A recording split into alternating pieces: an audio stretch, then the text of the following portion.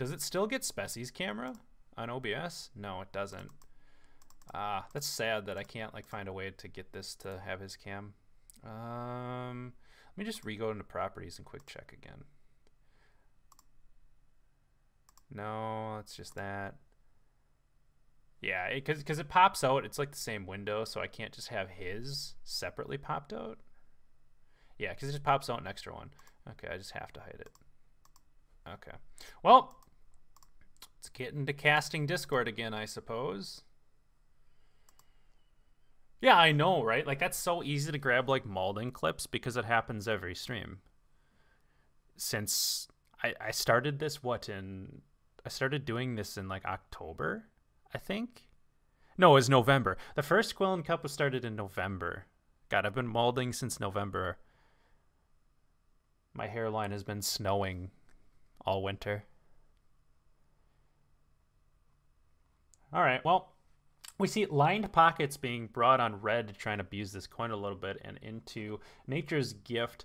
You know, it's probably one of the better decks for Olsmer to have to not lose on even. Like, Gift has such a strong round one presence that, you know, I don't think he's going to have to be too worried about, like, losing on even here. So, I don't know. I feel like Gift should be okay into this.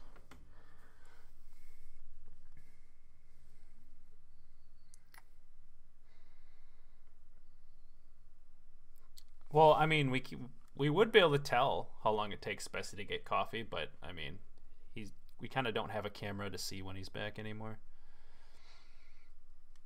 Yeah, I'm just gonna exit out of this now, get this tab out of my way because it doesn't work.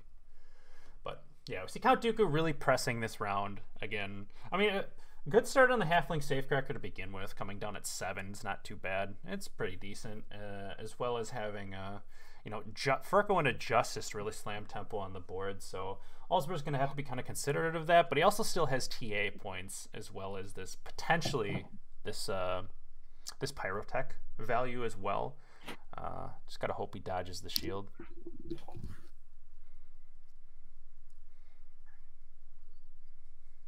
Yeah. I see the Gwent does not Yeah, it ended the tournament. It's so we're in Discord now. Yeah, you can take off your pants again because you're off screen now. I've got porridge. This is great. I've got porridge and coffee, so I can just. Is porridge just oatmeal? Is that like? Yeah. Okay. I thought so. I just wanted to make sure. But yeah, so we have Nature's Gift into line pockets. Line pockets being taken on red to try and abuse the coin, but luckily Gift, you know, like as I was saying, kind of has that really strong round one where it's not super scared of kind of losing uneven. Yeah, and the Dunker situation as well just means you can abuse carryover. Yeah, unfortunately, no Dunker to be seen from Olsmer being like the big Sag moment, but.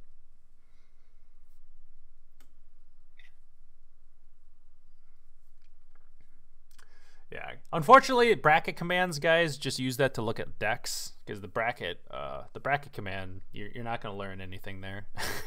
It's completely bugged.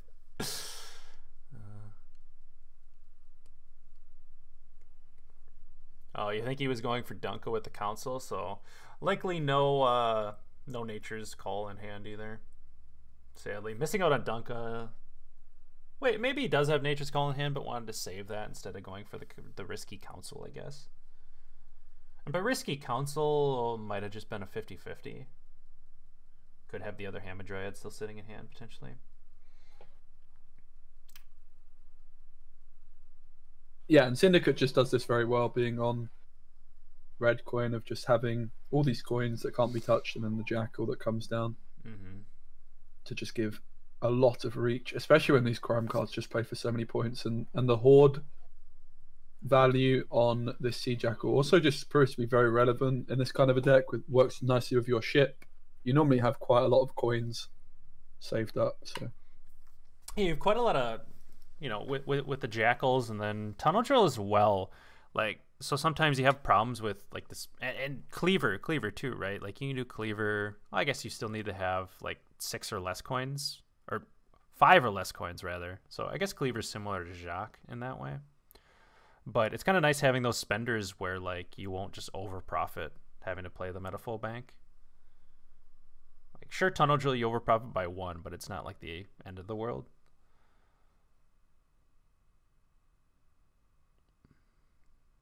Then there's also Fill, that can empty your bank for you too. So you have quite a few things to play at a full bank to try and empty some coins.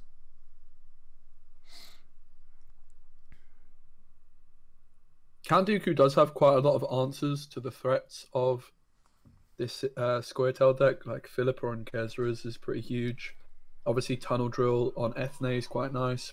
But the deck just has so many points in that long round 3. Where they can set up Hammer Dryads, and each of their nature cards just play for obscene amounts. So I like this push. It's really interesting that Gwent is just so much about pushing round 2 now. Happens most games. Yeah. Just used to be the game of dry passing, innit? Oh yeah, that's one of the things I didn't necessarily like about beta. It was just like, aha, round 3, let's go. You know, it's like, I don't know, just drawing your spies in round 1 was such a big thing, and then like, you know, like you could bleed in round 2 if like, you know, you had like a spy and stuff. So there were some bleeds that like, you know, you were okay to do a little bit, but there's no like, oftentimes there weren't like hard smorks like this. I guess like greatswords would do it often, right? Like they would just hard smork, but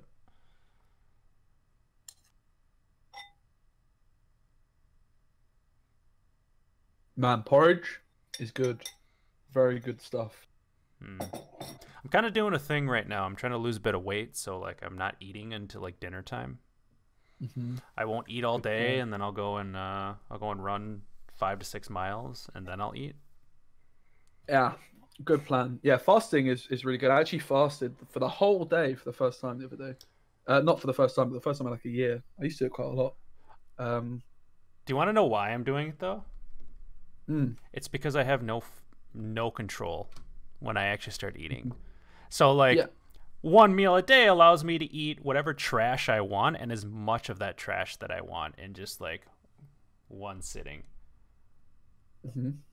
Because when I eat food, I just pound it because I love food.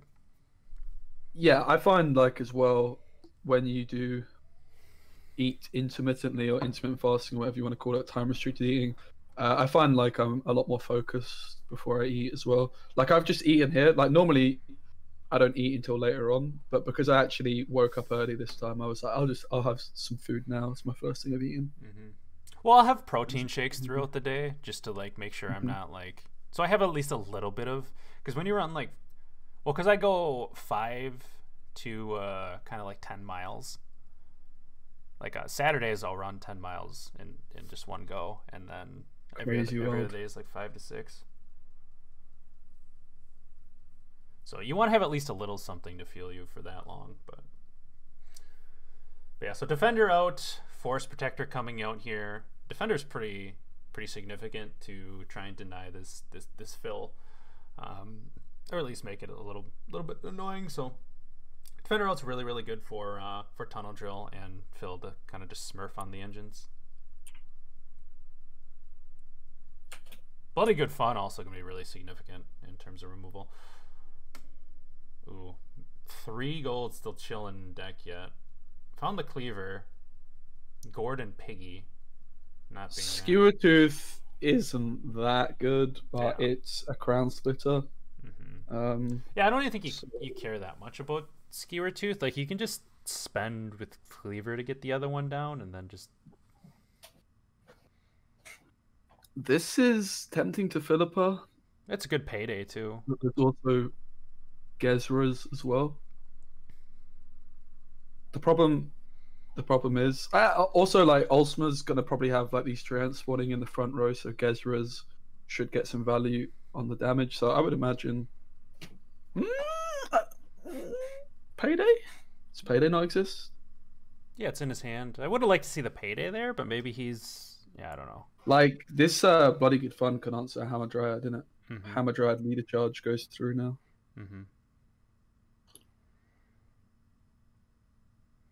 Also, like, could have ignored it and just gone Cleaver, seeing it was going to hit armor or shield, and then set up the Tunnel Drill. I would have liked to have maybe seen that play too.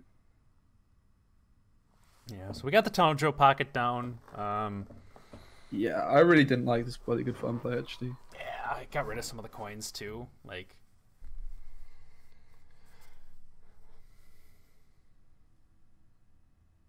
does have his full 6 leader charges. Like, Tunnel Drill can come down and get rid of these, dryads, and then you can start to think about, like, swindling and such. So there's Force Protector. He has one other... Olsmer has one other Rebuke left.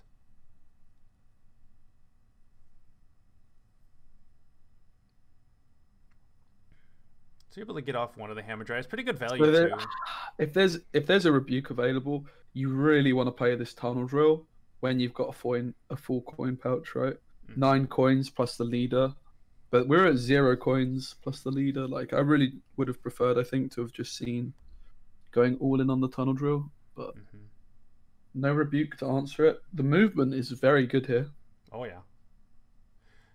Swindle's also a guaranteed 7 coins here, which is setting up very nicely for the ship and the Philippa.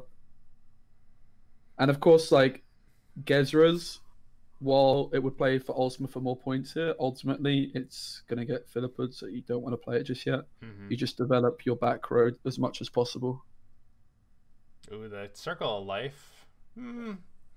Ooh, I mean, if he's been buffed by 2 circles, he'd still be at 9, and there's no leader charge available, but that would be very interesting to see if that's actually a possible play around the Philippa. Like, if Count-Dooku didn't have as many coins as this, that could have been really awkward. Yeah, I think... Not sure what the Aneromancy options are, but Payday will over profit as well by 1. You need to make sure you can... I think that's the first circle, too, I feel like. Maybe there's one in round 1 that I wasn't paying attention, but... Bane getting loud in the chat, mate. Yeah, for what? What? Bad man Bane. Bane's always loud. I mean, you kind of have to compensate. Takes after his mother.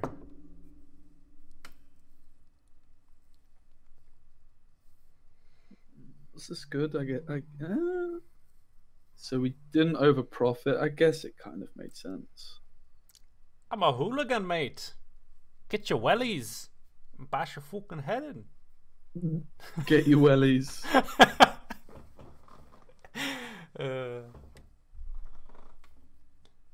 With that English banter, if you told me to get my wellies, I think you're referring to the fact that you're going to be stepping in, you're going to be knee deep in clunge. Do you know what that means?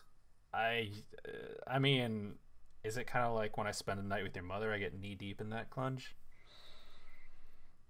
Yeah, it is kind of like that. Yeah, that's kind of what it sounded like to me. I had to assume. It's from the Inbetweeners. I watched a little bit of that. I'm gonna need my wellies because I'll be knee deep in clunge.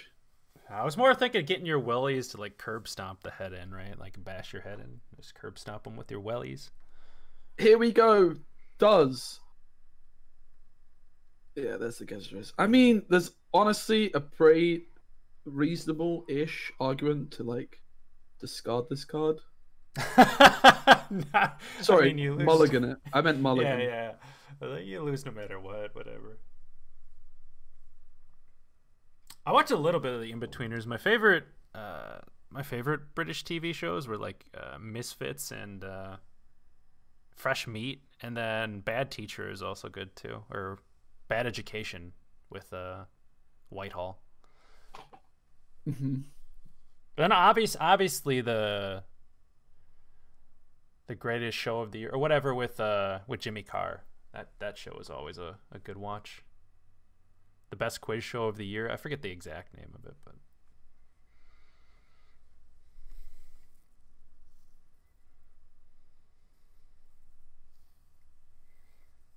all right, line pockets through. Surprise, surprise. So it looks like Dooku now kind of going for the same strategy of the Symbiosis Sun Blue. Again, feeling pretty confident that it has kind of a hard time losing uneven. We'll see if he draws his Dunka, which is what Olsmer obviously missed out on in that round 1 that he really wanted.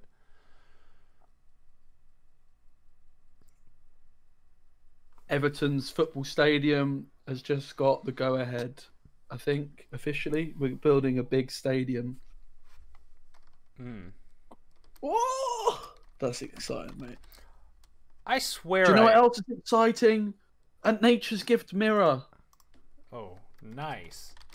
Look at that transition, man. That was impressive stuff. I was trying to I swear to God, I updated this command with Santu 3.0, but maybe I mistyped. Okay, looking at this hand. No Donker. However, Council could pull it. Gezra's can't be tutored that easily, so it's going to be kept. Circle of Life being mulliganed on blue. Do we need this double caress? Probably. Probably better than... Tempering's decent with the Pyrotech. You're probably just mulligan a caress here. So 50-50 then on getting Dunker of Council? Hammer Dryad and Forve as well. Right? Oh, so yeah, 1 and 3. I forgot about Forve. But you could Council... you could, if you hit Forve, you could obviously do the ting. I mean, Council and a call into Forve would be just disgusting. It's a big one, isn't it? It's a big old investment. It's not what you really want to be doing. So yeah, the Pyrotech makes sense, especially with Tempering in hand. Like, I mean, you have a bit of your top end. Like, you have the Ithne, you have the Gezris, you have, like, Popco Defender, super significant. You probably want that order advantage in round 3, so that would slam points down as well as getting Dunk on the board, but... Yeah, Count-Dooku looking at... Wait, what? Why? Is this TA correct? Couldn't we have just TA'd this Hammer Dryad and not leader charged it? Like, isn't this just trolling? Maybe he's really worried about like a Dunka coming down here, so he wants to have at least a 1 and 3 just to get rid of it. Like, it just feels incorrect to invest a charge on blue in a mirror matchup. I can't say I'm very experienced with this matchup, but you already had the tempering on the Pyrotech. You could have just boosted the flipping Hammer Dryad with the TA, right? If you want to keep it alive. I feel like this is gonna be a lot like NR, right?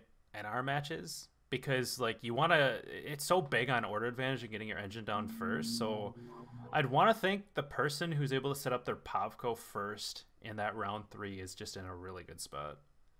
Mm-hmm. Or like you go for the round 2 smork, I guess. Like if you just are forced to like take this round. So like you could just go to win this round smork round 2, or go for a tempo pass, which, you know.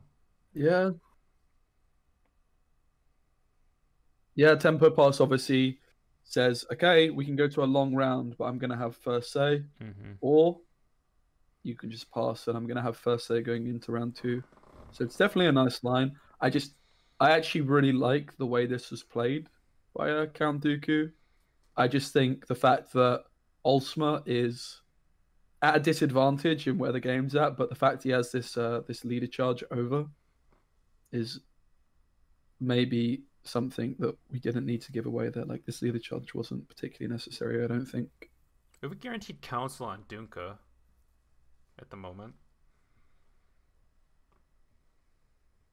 Yeah, that's very difficult to deal with. Obviously, it's going to get that extra 2 points out of the range of Rebuke. Nice to get it down early because you can potentially buff your Pavco. Mm-hmm. But at the same time, Defender has to be a tempting option. I'm pretty sure you could just make a strong argument to go Dunker, though. Yeah, getting a buff on Pavco is huge. Getting him like up to 6 without having to spend a leader charge to do so is... Same with Gezra, isn't it? Like, it's just so valuable. The other downside is you've got the Ethne in hand who's going to catch... Wait, what? No. He's just passing. So he wanted that in the graveyard right away for the tree end, but So, like, I can understand that if, like, you think the pass is just fine, but I don't know if losing out on that order advantage is fine. You can at least go for, like, a soft push. Don't you? Yeah, I'm pretty sure you want to go first in round 3. So this tempo pass made a lot of sense because it gave Dooku the option to just push into this round, which, when you've got Pavco, that's a very scary thing to do. We've talked about it already. Gwent very much become about these round 2 bleeds. You would have thought with Figures, Pavco, Gezra's, Ethne all in hand, this just looks like Dunker of Council. It just looked like a very winning hand. And you're in control. Like, you decide when enough is enough and when you're going to pass. Okay, like, you get a bit of circle value, but your opponent gets it just the same. Like, look at this hand from Olsmer. He had Pyrotech, Circle. Like, Count-Dooku didn't have any cards that were at that sort of power level, like, apart from the Circle of Life of his own. Just had a very good hand. Now we go into the last round where Olsmer has first say and a leader charge advantage. Yeah, that's going to be huge. I have to feel like Olsmer's in just a better position here. But who knows? You know? Maybe this Dunker is going to smurf still. It's going to buff the Gezras, etc. Look at these top decks. Okay. I mean, Olsmer's going to have to drop pretty well, for sure. Yeah, that's true. That's true. We have no cool, but who cares? There's nothing to call for. But obviously cool is a lot of points in Nature's Gift because of the symbiosis value. Excuse me, I think I've made you yawn, mate. No, I'm trying to think about when's a good time just to run to the restroom, but I think now is going to be a good time. So, go for it, mate. I'll cover it. Do it. All right, so here we have Count-Dooku awaiting for Olsmer to play his Dunker. Ready for it, chat? So the most likely plays is Dunker, Ethne, Figus. Figus, I guess, I'm not actually looking at the list, makes the most sense because Pavko is then going to be pretty nice and safe. Count-Dooku could go for the Pavko and leader charge it. That could have been an option. Like, in fact, there's a strong argument that was just the play, right? That was the secret play. It was actually for Olsmer to go Pavko leader charge because I don't think there's anything that can kill it. And then you would have had 2 points of damage at this point already, which is better by 2 points. Like, okay, you're hitting the armor off, but you're still going to have to knock this armor off anyway, innit? So you basically just improve your engine sequencing by a couple of points. Ethne now coming in. I guess if you have to like call for Ethne, this Figus made a lot of sense. Pavko comes in now for Count-Dooku. Again, you can see why going first just makes more sense. You just get those engines down a little bit sooner. Especially a card like Pavko, which puts pressure on the board. Like Pavko plus a Rebuke kills Figus, and then another Rebuke kills Pavko. So Pavko is like the really important engine here, and it does look like it's going to be a call for Pavko. So this line does make sense from Olsmer. Obviously, he gets 3 extra points on this call by having Ethne down first. But if we did sequence it slightly different, and like we maybe like, there's actually just an argument to have just started with this flipping this Pavko. Honestly, could have got behind it, but I think this ordering was fine. On the other side for Count-Dooku, it definitely made more sense for him to play this Pavko and leader charge. It wouldn't have been an option if Olsmer played his. I guess also though, leads the play, like this just made very much a lot of sense for Olsmer. So I like Olsmer's ordering for sure. And I guess also Count-Dooku's was playing around poorly too. So these guys are just too 5-head for me. I'm not seeing the lines. Yeah, Poly's super significant. Obviously, it's their main way to get through, kind of get through a defender a little bit there. So one thing you obviously have to worry a lot about is these 50-50 treant spawns too, right? Like you got to try and gauge how many of them are actually gonna go on your back row, how much Pavko's gonna remove. I guess like when there's Pavkos out on the board, you care a little bit less because you know a lot of your 2s are gonna get slapped off. But yeah, the fact that Dooku's Pavko is at 5 is really bad news, and Olsmer's is at 6. This leader charge is just trolling, though, right? Like, it just doesn't do much. Yeah, because of the other Pavko. I guess it keeps your young Dryad alive for a turn. That's one way of looking at it, which is good because you could then boost it. So I guess it made sense. But you could also have just leader charged your young Dryad, and then you still would have got that vitality if that's the play. So again, with order advantage, this Poly is so significant in terms of this order advantage too, because now he's able to armor up or not. Well, I guess because the Pavko's gone, he doesn't really need to armor up. Yeah, Armor you up can this do it on Pavko. Gezras instead Yeah. now, innit? Yeah.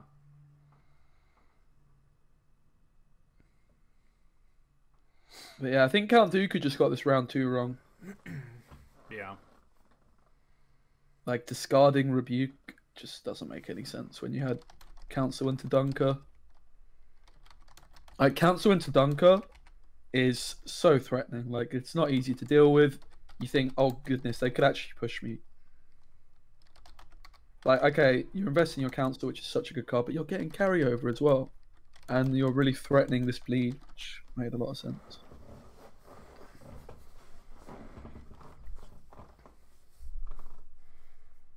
Yeah, I don't know. I feel like Olsmer's in just the better spot here. He still has all of his leader charges as well. So, I don't know. It's hard to see, like, Dooku overcoming this here. Mm-hmm.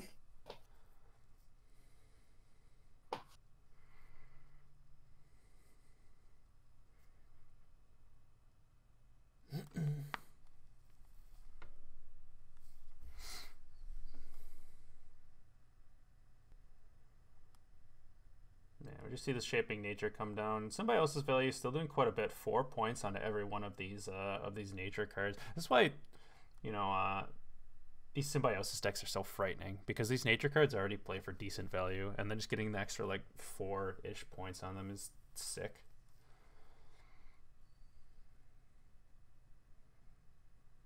Here comes the big man. He gets the Paulie buff as well. Mm-hmm. And with no Pavko, this game's just super. I think Count-Dooku should just forfeit hit. Let's be honest. Yeah, I mean, especially if this Gezras is given a rebuke, which you would expect it to be. Yeah, there's not much you can really do from this position.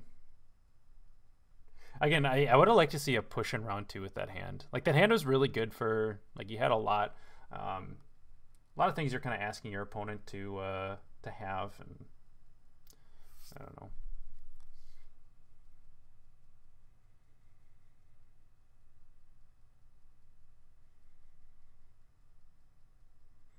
Yeah, this does kind of remind me a lot of NR mirrors, for the most part. Were you playing back when there was like those Hensult mirrors with like order NR?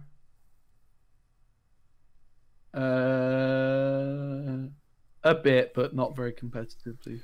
Yeah, those ones were kind of annoying. It was basically just like, oh, have order advantage, win the game, because like you had Hensult and just Arbalest spam. Like it was Doesn't sound fun. Yeah, I didn't like those too much.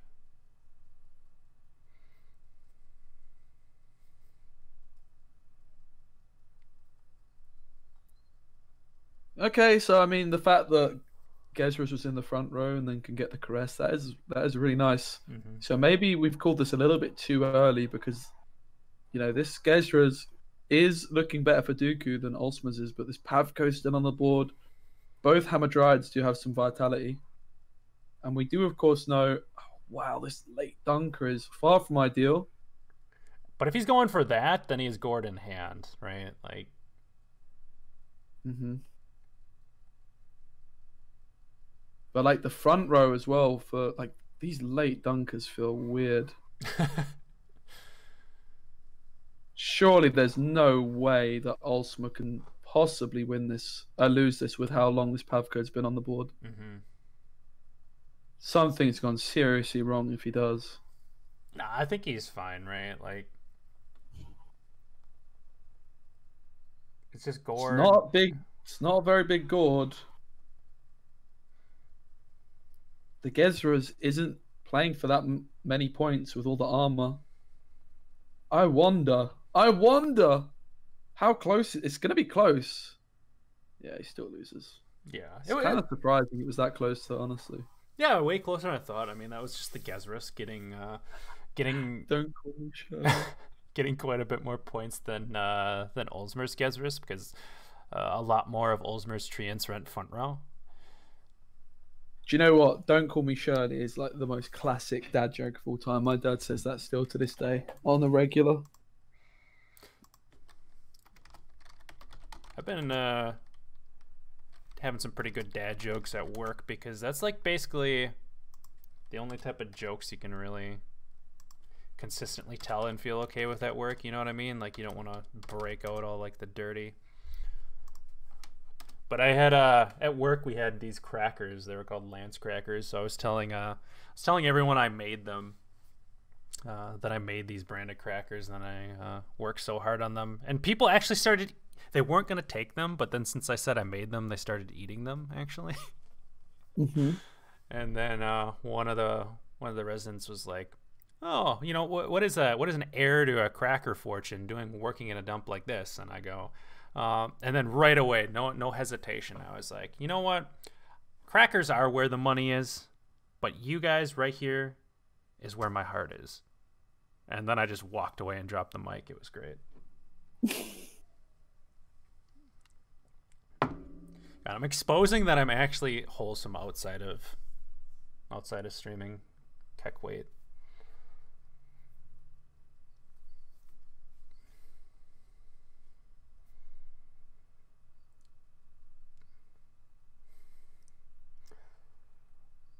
Bane's just mad I wasn't like, yeah, but your mom's where my dick is.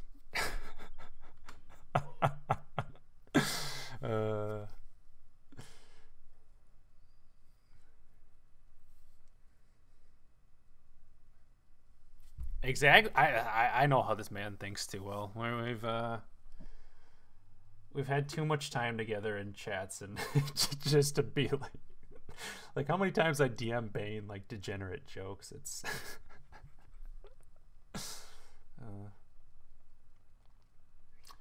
so we see Dooku going again for this gift, and now we see a little bit of the opposite. We saw Line Pockets on Red trying to abuse Red Coin against Gift, and now we see Gift trying to abuse Red Coin against Line Pockets. Both decks, I would say these two decks have like the strongest round ones in Gwent right now. It's kind of surprising to see Nature's Gift being brought on Red. To be honest, it's kind of a weird one. Mm-hmm. How does this deck do against Line Pockets? I wouldn't say it does that well. Like Pavko can get answered, Defender can be dealt with, Ethne gets cleaned up by Tunnel Drill, Gezra's. Doesn't seem like it's that good. Hammer Dryads can get answered by Bloody Good Funds. Well, no, that's kind of what I was saying, was that now, like, I don't know. I just don't think you're winning round one as Dooku, because like we saw how Symbiosis not able to like really stay in the round super long against the Crimes anyway, and now like I don't know. It is sad that he has to go Justice as well. Like if he could have saved this Justice and played this round one longer, would have been nice to see. Low rolls the Pyro as well. Circle of Life would have been nice on a Death Blow on Furco too, just to buff this Pavko up. Mm-hmm. Otherwise, you risk hitting the Ethne as well, which loses you carryover. So that's the Rebuke investment to get the Death Blow Circle while also killing an engine. Yeah, Dooku's going to play for carryover, as well as Olsmer, though. I think Olsmer is just from here on out going to play for that full coin carryover too. It's quite a weird play, isn't it? Yeah. I don't know. Maybe he doesn't have a lot of good Crimes for that carryover. I don't know. If you just have double Assault in that hand, you're going to feel pretty sad. So in Pavko here, right? Pretty sure. 7 is quite a nice number. Can still get Bloody Good Fun quite easily, but it's 3 spends on Tunnel Drill. Mm-hmm.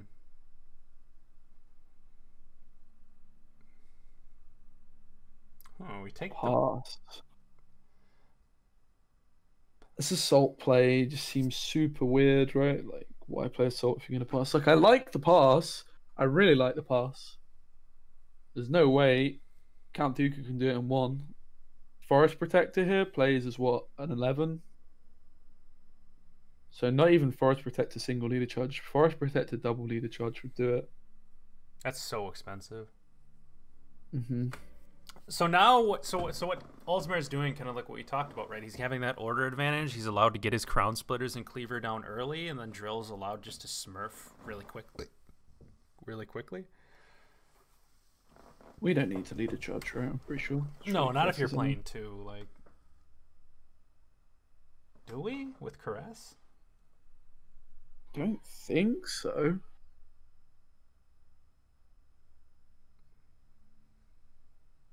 Like, this leader just played as 2 points, right, for hitting the Caress on the Hammer Dryad. Mm-hmm. I don't know. I don't think we needed it.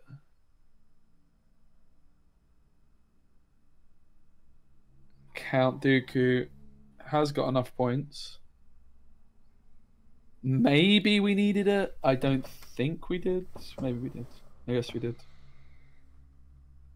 Shows what I know. I don't do math. I left it up to you. You're the EU person. I'm just a wholesome NA believer. But yeah, the real bad thing about this is it now means that Mr. Dooku has no option, of course, but to go for the long round 3, which normally, as a gift player, you'd be very happy with that. But when Drill is about, when Bloody Good Funds are about, when Philippa is about, doesn't look that tempting. I'd probably still just jam the Donkey here, honestly, if it was me. Isn't just a bit more carryover? But maybe you don't. The like Olsmer's version is the Savola version, right? So there's I guess it's Louisa Savola, no Jacques, is the main thing, right?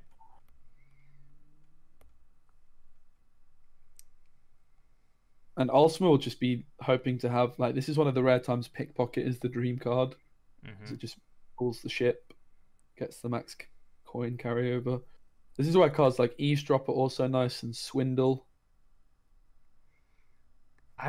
Doesn't he not have ship too? Maybe you're right. Huh.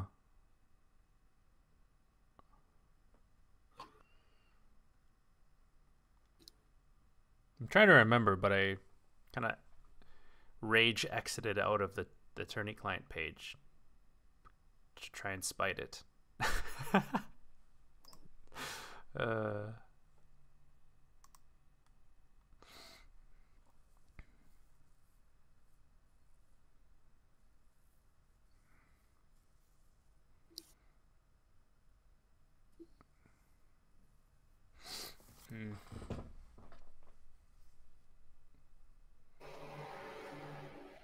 All right, we see the piggy come down right away. Do you even? Yeah, you don't need immunity against gift. And this fact, Olsman's at 3 coins just means Bloody Good Fun is a real threat to Pavko. You gotta get through this defender first. Option to fill up a defender as well, of course. Cleaver just makes sense early on because of the intimidate value it has. So if you're playing other cards, it's going to get Intimidate 2 next to the Saskew-Tooth, and it gets Intimidate 3 if it is clicked for the muscle. Gets Tunnel Drill ready as well. It's very rare you see Tunnel Drill being able to come in when you're at 8 coins. Normally you're normally at like 9 coins when Tunnel Drill comes in, but it's just so good you don't care. And often you want to just spend your whole bank, but also the 6 coins you get from Leader as well. Like this one coin that Leader gives you, it's just so good. Like the extra buff it got, so good to have.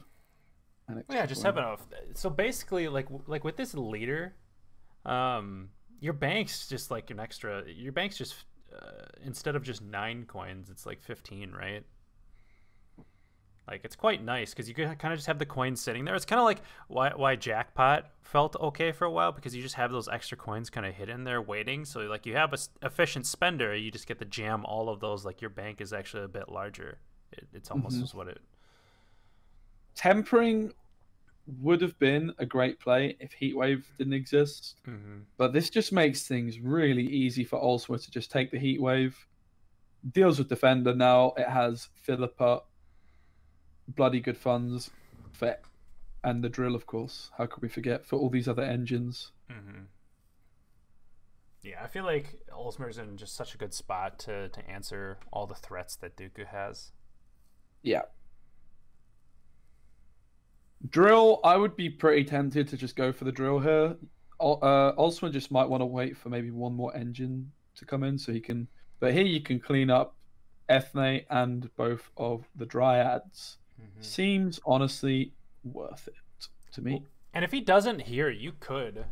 Yeah, it comes down now. You could just move Cleaver to the back row if he's waiting another coin, and then you won't have that pocket for drill. It'd only be doing 2 damage. I like this decision to spend some more coins as well. It makes sense to damage this 4-way down.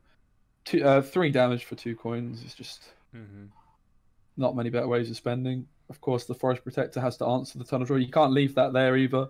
It's not enough that it comes in with the destruction. It also demands like a lock or something like that. I guess the one downside for Olsmer is the fact he hasn't set up this Cleaver pocket yet, so he's losing a point on any crimes he plays. Yeah, he gets to set it up now though. Or it does. Feels bad not having this ship come out, it must be said, but the Heatwave was really very valuable in this one. For sure.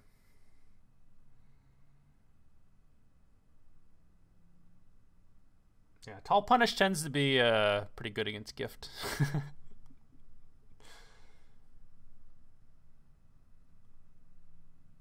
Well, not only Tall Punch, that allows you to be flexible and like removing a defender too.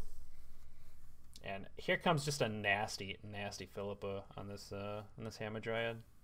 Yeah, spending 7 coins for what 18 points while also denying further leader charge value. It's just and also the symbiosis tag. Like this is just so many points for not many coins. Olsmer looking a little bit coin starved, however, still able to just clean up this Pavco with bloody good fun. I just don't think it's very surprising to see this one play out like this. I mean, this is the problem with not banning Syndicate. Like, it's just going to win a game, I think, in a best of 5. Yeah, it's going to be so hard to reverse sweep it. Yeah, Louisa comes in, no need to click her either. That's so huge having her down before the Pavco. Like,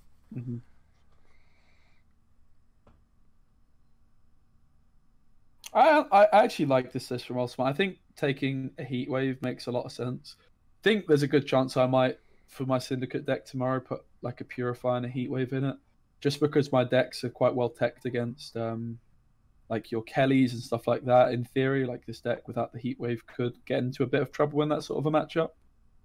So if the rest of your list is control heavy, it definitely makes sense to change your Syndicate list just to make sure people can't sneak decks through like a Kelly or something against Syndicate. I imagine Kelly would still struggle with all the heavy control options, but obviously Dash could be pretty abused against Syndicate if you don't have a way of killing Defender. Yeah, and I think, obviously, for ladder, like, the no Heatwave can be fine. I think for, like, tournaments and stuff, you'd still bring the Heatwave, right? Probably. Most of the time it's going to get banned anyway, especially if you're playing Warrett, Nilfgaard, and Shield Wall Northern Realms. I'd be very surprised if it doesn't. If they somehow don't ban line pockets, I think that would be a bit of a miracle. I don't know, man. Maybe they're just listening to you on how broken Warrett is, and they're just terrified. Warrett is actually just filth, mate. He's just filthy. I was gonna say you could call him filth. I might agree with that, depending on your definition of filth. I was gonna try and jam him into this meta breaker deck, but it's just not the same when you can't tutor it consistently, and when you can't tutor an alchemist consistently. Well, it can be so awful if you don't like just draw it in that round 1 or 2. Like, yeah, exactly. That's why the list I'm playing has a Nero, it has Quen and Roderick and Ku. It's just all in on this play of just getting your double Matic in round 1 and getting your Warrett value, which makes a lot of sense. You push the round 2 with Mentors and Brothans and stuff and your double Matic. I'm not playing any Clog either. So it's definitely a weird one, but Gezra's coming down. There's only 6 coins there for Olsmer. which, if it's gored last card, means there's going to be some leftover coinage here. It's actually a shakedown, and we do lose a few points on Cleaver by not having this crew pocket as well. However, it's not going to matter. It's not even close. It was kind of close. 13 points. I wouldn't call 13 really like super close. So here we have it. Nature's Gift losing on red coin. I don't understand the decision to bring this deck on red coin, honestly. Isn't it just a blue coin deck? Yeah. By the way, Quill, my prediction was correct. They've announced the top 64 casters. I was correct. I called it. Oh, who is it? TN Lionheart. Oh, they already recycled again? I had a suspicion they might. Oh. It might be them. That was my thinking. That means there's so few casters looking to. So what's really interesting as well is if I get to finals tomorrow, I'm not allowed to stream my game. If I get to finals on Sunday, that is rather. I actually hate that decision. I'm gonna be public with my decision about that, because what the great thing about qualifiers was that it felt so like bringing the community together. You see, like because you don't have the production quality with these finals. Because you don't have the production quality with these finals, you can't have the players' cams and seeing their reaction. And I think it's amazing. And not all of them have cams, but being able to celebrate with that streamer, see that reaction, like that's something that's so like big that I hate that they're taking that away. Yeah, especially when like you can recast the broadcast. Just makes no sense to not let the players stream their game. It's a terrible It's not decision. like it's going to take away a significant viewership, because like there's a massive disadvantage to watching a stream from the player's point of view, and that's that you can only see their cards. And for spoilers, just have them have a little. For spoilers, just have the people that are playing in the finals have them stream with like an extra minute or two delay, like. Like don't say 35 minutes. Don't say that. No, it makes no sense, Lothans. They're not saying, if they wanted to do that, then they say, oh, you have an extra 5-minute delay on there. Like, I don't know. And if they, like, it just seems, like, again, I don't want to be too harsh, but if you want to make this an actual thing, figure out a way to have the people to do it on their actual channel. Like, that's what I was, I don't know. This whole fighting for like viewers is. What Bane said makes sense as well, but ultimately, if you look at the cast I did this weekend, the viewership was split because obviously Spyro was casting, so like Spyro is going to be getting a lot more views. Someone rebroadcasting than they're already splitting their views. They're already splitting their views. If the issue's to do with that, then obviously they should just say that other streamers can't do it, right? But not to let the players stream their own games is pretty sad. Like if I got there and I'm told I can't stream my games, I'd be like, are you serious? Like I stream all my games, and the biggest one I'm not allowed to. Yeah, it's a terrible idea, and I'm gonna continue to give my opinion on that. Like that's not something I feel uncomfortable sharing. Like it's just not a good option.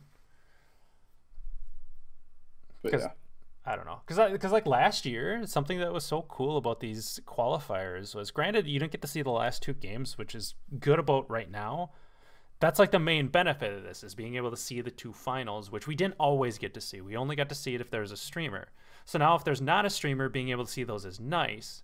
But then going about this and taking away more of that community aspect to say that the streamers can't stream their final games, even with an extra delay, is just doesn't make sense to me. This Crimson Curse is pretty weird, seeing as Dunker's veiled. Like I get Crimson Curse as a card you want to use round 1, but it's quite a weird one, really. When especially using like Crimson Curse is so good on a row with these Hamadryads, right? Yeah, seems premature. There's no Uridan either for Olsmer, but there's the Heat Wave, I do believe.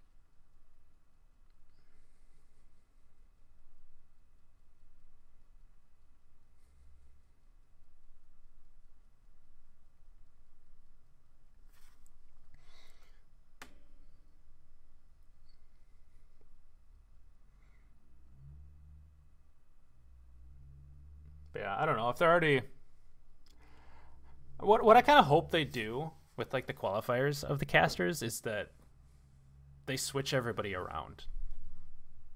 Yeah, I think that would be a nice idea too. Right? Like, you just... Yeah, I agree. Like, I feel like they should be pairing... Like, for the first time, stream with who you are used to, but then, like, pair it differently so that, like, you get everybody to...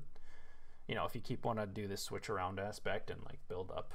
I don't know. It could be cool.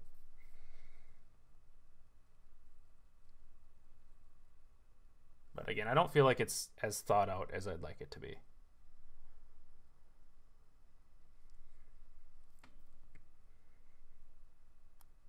But yeah, so this Arrakis matchup, this round 1 is huge. Right? Like the Yurden. Oh wait, there's no Yurden. Never mind, it's not huge. It's way less huge. I keep forgetting that there's no actual Yurden in this Arrakis list. That's so sad for Olsmer not to have a Yurden in this matchup.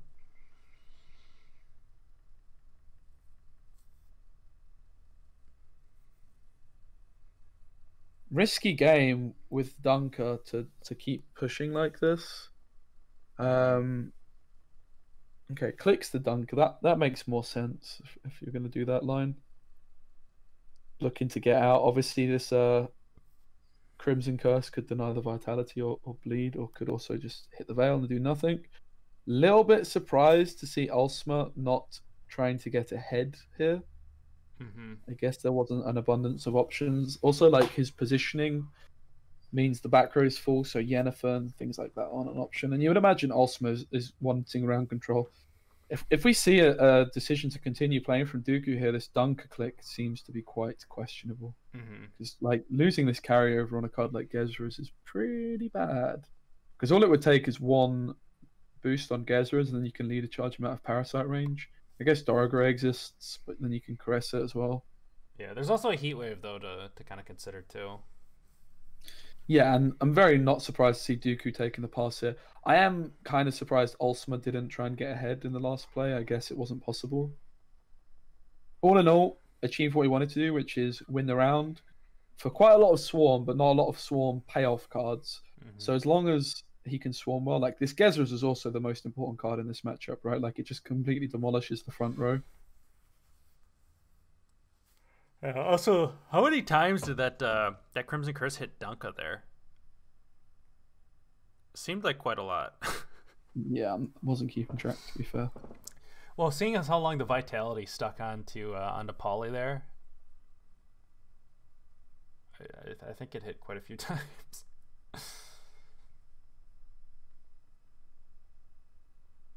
Oh, well, since Olsmer's thinned his riders, how could he lose?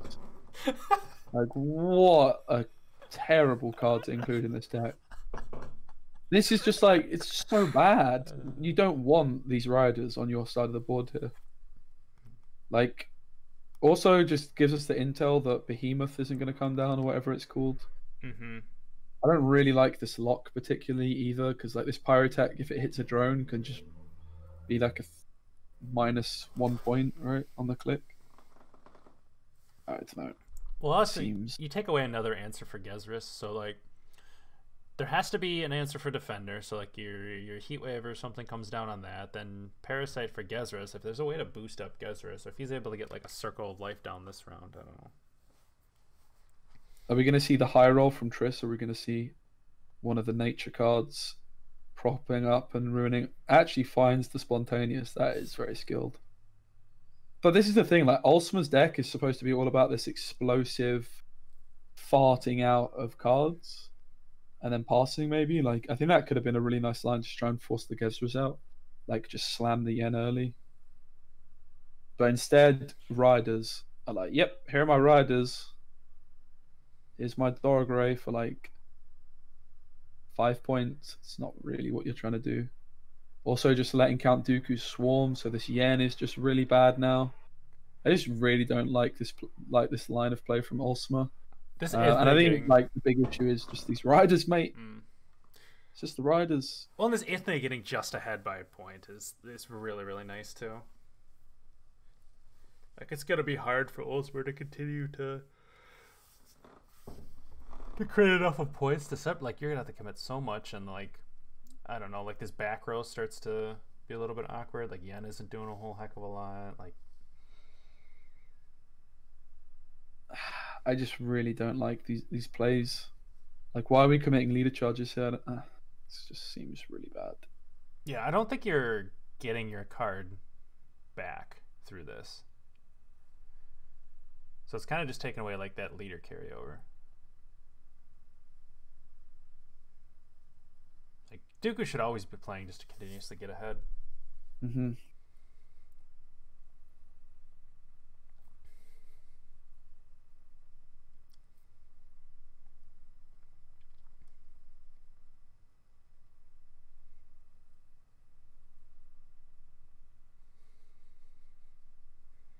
Should certainly not be hitting a 6. It's more points to hit a 4, but this is just trolling, Quill. What are we seeing? I really don't like this play. Yeah, he needs. I guess you lead at the Hammer Dryad and it's okay. Why didn't he try to get ahead here?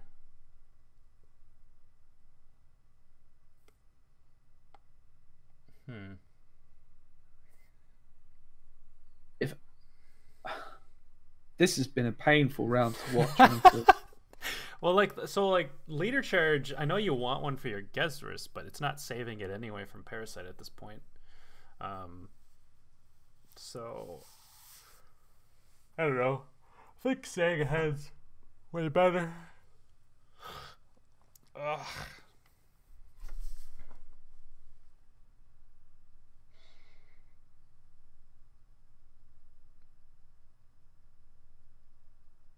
No surprises that Olsmer passes, but like, what was? You could argue these leader charges saved the day for him, but really, like, there was always a line for Dooku to get ahead here. Takes the tempering. I mean, should still be very favored, I think, with the fact Dooku's invested so many leader charges. Obviously, this location in the front row is a bit of carryover, which is going to be nice. We need to see that explosive yen coming in clutch. Dooku's got like order advantage to swarm a little bit. Like Defender puts 2 units on the board, puts 3 through Council. But would like to hit one of these golds for sure.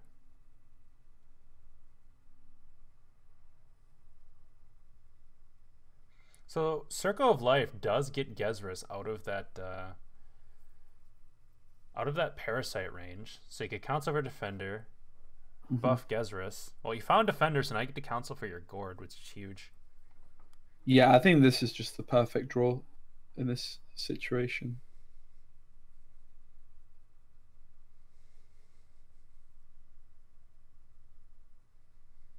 I like these 2 leader charges. We've not seen Behemoth or Yennefer or anything like that yet, so I have to wait and see how Olsmer does. This Gezrus does pose a real threat still. I guess you can play it front row leader charge, and then by the time it's in the front, it's out of Parasite range anyway because of the Defender.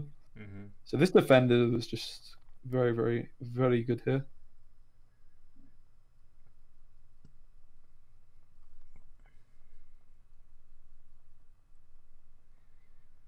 Certainly, if you're Dooku, you just want to deny Swarm and get as much as Swarm done as yourself. So Forest Protector does make sense here for that exact reason. You're never really going to get a better one. Puts a couple cards on the board.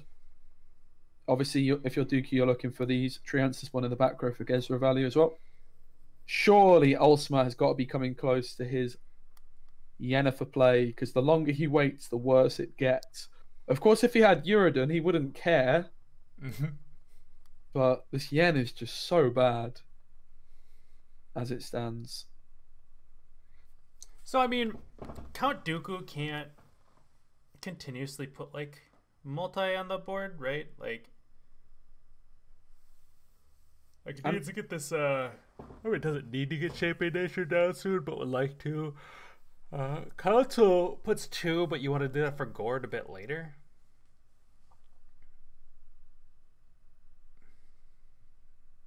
Yeah, and obviously Olsmer just saying, okay, Gezrus is going to kind of mess with the front row. I actually think this is a misplay. Like, Dooku could have just played his Gezrus already and just leader charged it, right? Because by the time it's back in the front row, it would be at 7 anyway. So he's wasted a turn on his Gezrus here. We're still playing around like Heatwave, right? That's true. Like, I mean, it still gets Heatwave either way, right? Yeah.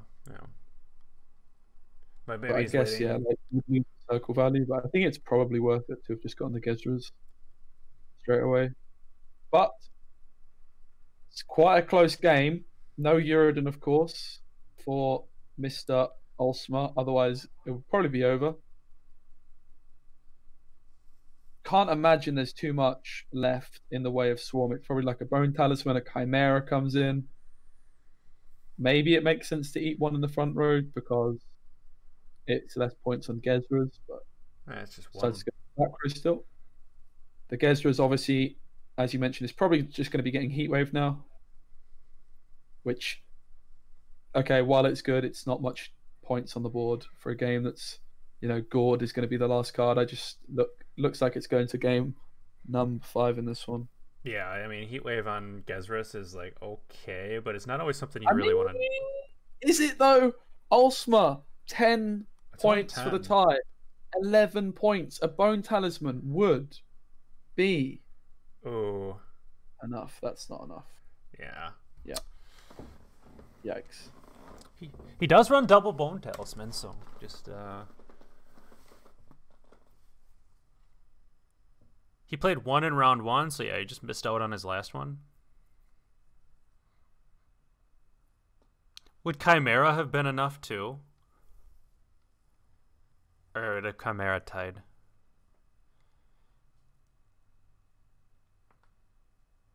Because I believe there's Chimera and Talisman left in deck for sure, right? Not sure on Chimera. Would have been close, at the very least.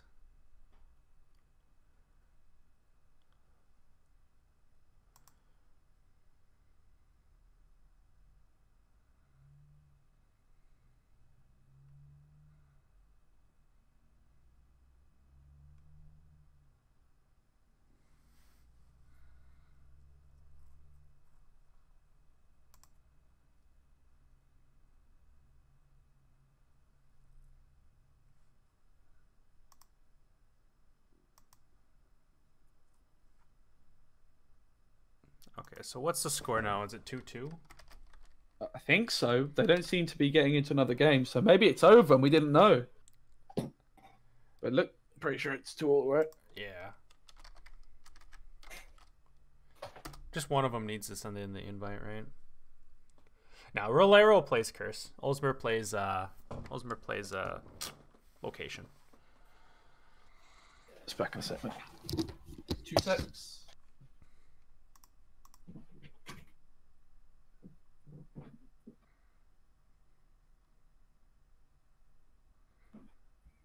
So both players has one list left. We got the Chinese Meta Breaker, Nilfgaard, and then we have Arrakis, which Arrakis should be pretty favored here. Like Arrakis does pretty well into the Nilfgaard. It's just kind of playing around that playing around that coup. Like coup is the super significant card here, so we'll see how well Olsmer plays around it here. Well, I mean, is able to play around coup a lot better with no Yrden, to be fair. So yeah, he's actually not going to get punished too hard for not running the Yrden here.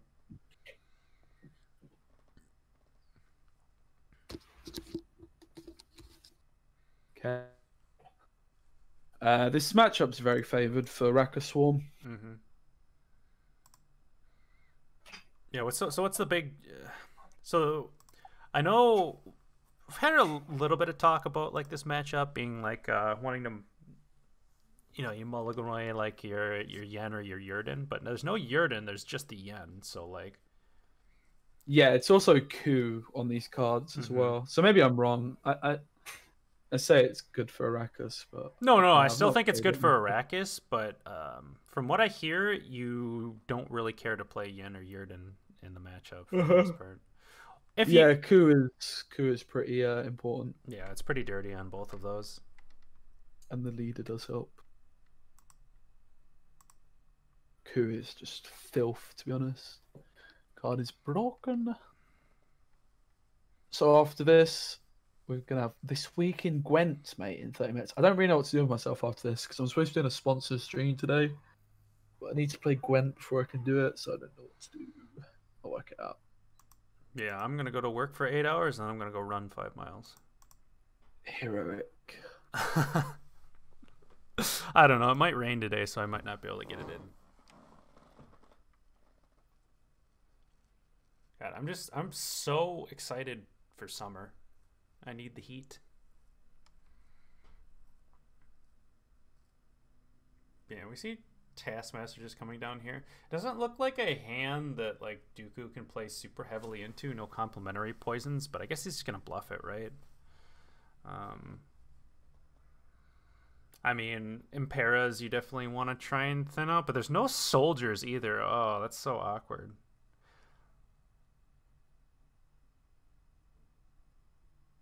Like you'd have to play Artorias for what are those I'm guys? not sure these brigades are in the meta deck, right? I don't think they are, right? Like, I think it's just a hunting pack normally. Let's have a look at the list. What's different?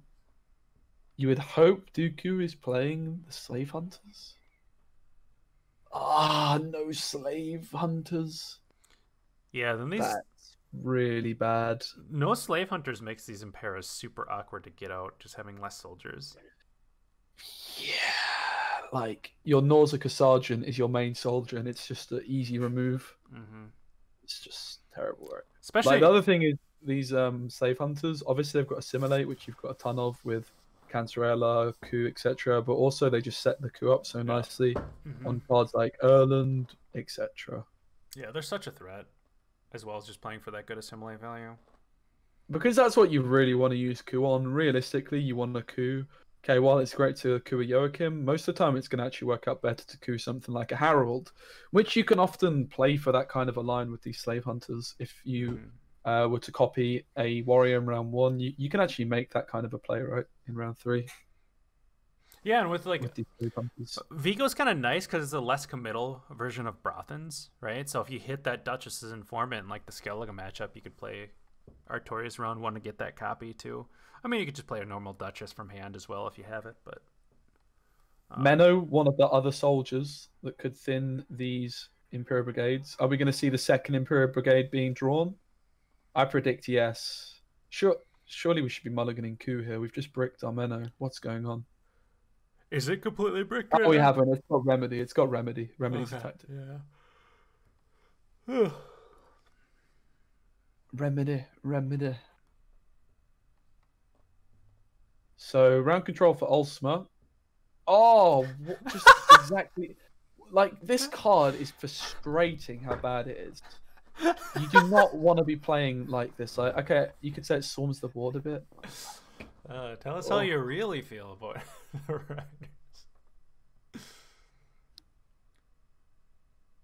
Nice one, Max. Take care, mate. I don't know. In round 1, I like the card, but if you're drawing outside of round 1, it's obviously not great. Because I feel like you're playing it out awkwardly because you don't go tall yourself. So having that dominance can be awkward if it's not like just thrown out turn 1. And there's a lot of matchups where you want to be swarming a bit faster than just having to play this card out first, say. So does Olsmer get the read and natural selection this Menno? Because that would be very awkward for Mr. Dooku indeed. Does he natural have selection 2? Would put 3 drones on. Doesn't happen. Does he have 2 selections though? Probably. Should do. Or just 1 nest. 1 nest, 2 selections is his setup. Let's have a look. It's actually just 1 natural selection. Like, this deck is frustrating. Natural selection's so good in my opinion. Like the fact it puts those extra drones on the board if you need it to, it's just filth card. Like on lavas and stuff like that, it just does so well. This card is filthy as well, the Behemoth. Wow. This card is just nuts. You can get the decks in the bracket link, by the way. This is not indeed the invitational. I just haven't updated. I didn't know what all the commands were to update, so this is the bracket command though. You can find the decks here for today's games.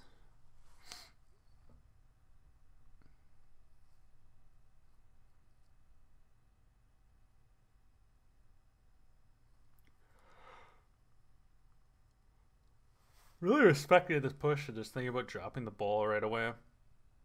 Does only have one aristocrat currently in hand right now, so maybe that's what he's valuing. Nothing really great to copy with Vigo.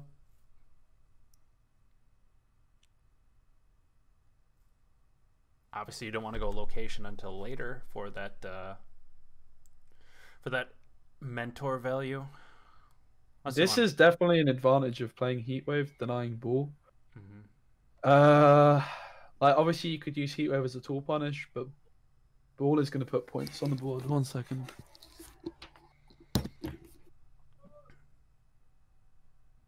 One second, mate. It's like Artorias. Just Artorias isn't doing a whole heck of a lot. Maybe you just go to. I mean, he's kind of said that he doesn't have selections, so you could just, I guess. Actually, I don't know. You have a couple bad targets. You got like Hunting Pack. You got these brigades you don't want to find through Vigo. You could get stuck with something quite awful.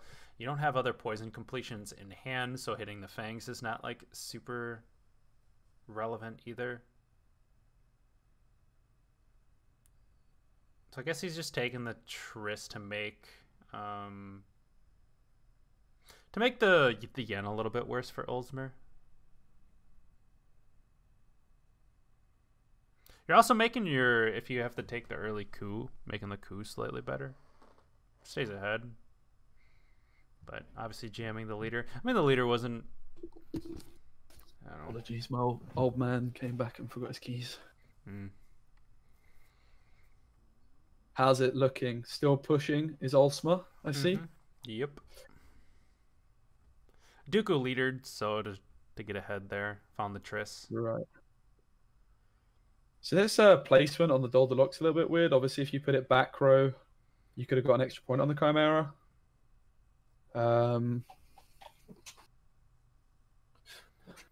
But decides he wants it in the front, which I guess makes sense for like round 3 in case your back row is getting filled with stuff. Rodders into, and this also is going to brick this line as well. Putting the Dolderlock does brick the Roderick Joachim, coincidentally, and also Usurper. So this is... The Joachim's not break, but the Usurper's not going to work at this point, so it'll be a 9-point Usurper, which doesn't seem very good.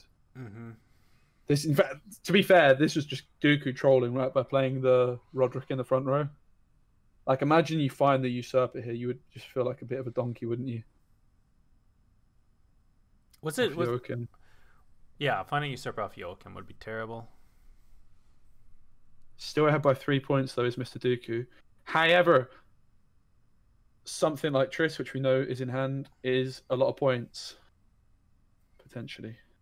Yeah, Triss Talisman's a lot of points. I wonder if maybe mulligan away yen for now? Hopes to force... I don't know. That's... Wait. I mean... Oh, okay. Didn't go for a 1, had the option to spawn 3 more drones there. So, like... Yeah, that's a little bit interesting of a... Not only a selection target, but also, like... What did he see? So there's... Was there Attorney Joust and a battle prep, or just... Oh, wait, he might have seen Remedy. Battle prep, Remedy as well, yeah. Yeah, and then that selection. That's pretty sad.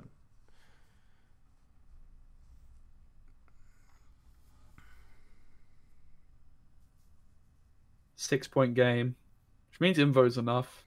Don't really... Like, obviously, you might try and be cheeky and use Invo as a carryover play.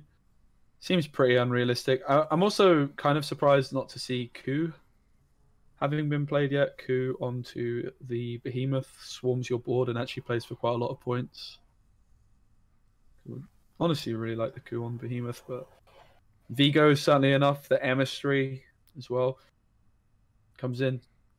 Olsmer might have had a full board if he did go for that natural selection on the 1 the previous turn. Chimera coming in. Oh, the Chimera and Rider synergy, now it all makes sense. So also means Usurper is an option, right? So Coup on to Roderick is an option. This Invo is almost good enough on Triss. or on Joachim to stay ahead, but it's not by 1 point. So if Olsmer just has like talismans left in hand and he full swarms his board, what does like Dooku do? Like this Cantarella obviously not doing a whole heck of a lot. Cut the cards that allow you to open up board space for your spies. Like obviously you can't really copy Joachim when the board's full. I think like just playing Usurper makes a lot of sense here. Honest.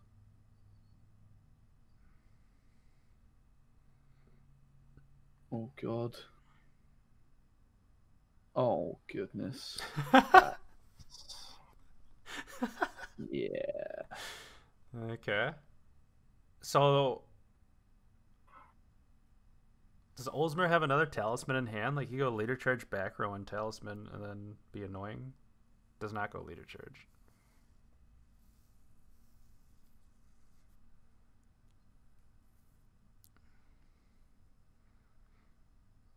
I mean that's cheating. Yeah. Yeah, not drawing a Nero.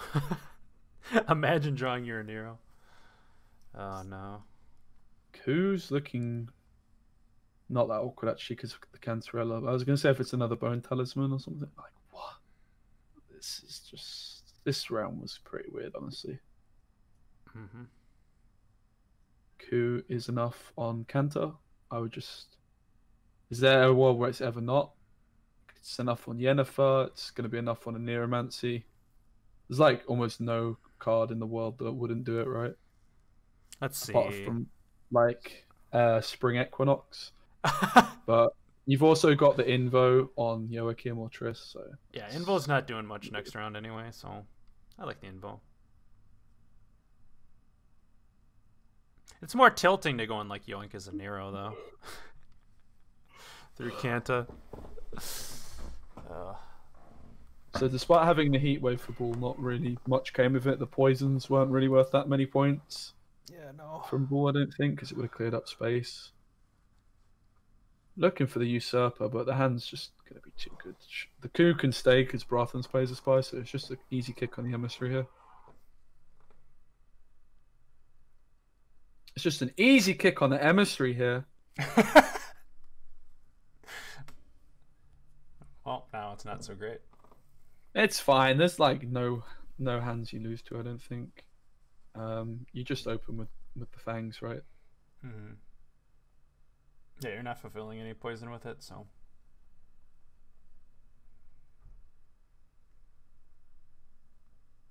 I mean, yeah, there's like nothing.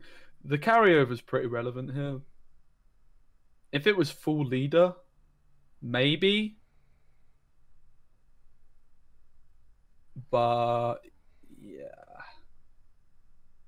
And Yennefer could be a lot of points with the fact that the location has carryover. I just think Brathens and Triss is going to be too much. Well, and then Coup right onto that Yen just negates it.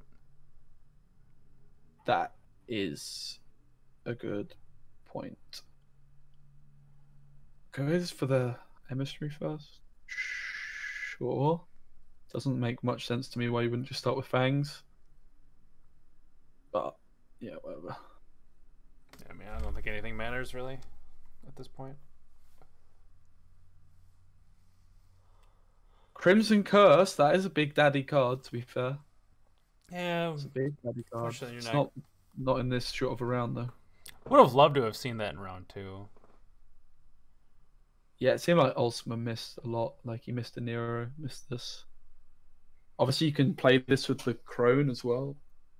Yeah, he could have decided to go for it. He decided to go for, like, extra Swarm. It seemed like he had enough Swarm, though, no? Yeah. Oh, excuse me. There's the poison. Bet he's buzzing he waited so he could poison himself.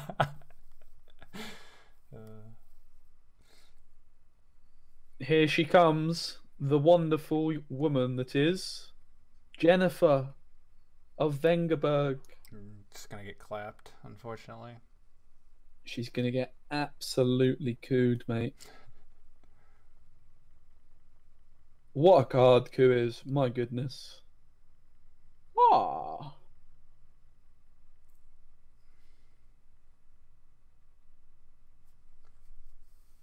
And it's card versus card. It honestly could go to Olsmer. The sad thing for Olsmer is this Blood Moon is not getting any. It's only going to get 1 more point, right? That's a big Chimera. Is there anything Triss loses to? With the double proc of Assimilate, I'm going to say there is not. No. Let's find out. Yeah, her being immediately at 6 is just too good, right? So, 4, 2 options 5. of 4. The Bone Talisman, I think, is 5, maybe? All of them Maybe are. it's 4. 2 of them are 5. They're all 4. Oh, holy shit, that was so close, actually. It's Crimson Curse as well. Oh my god. It was actually so close. Yeah, that was pretty scary. How close that was, actually.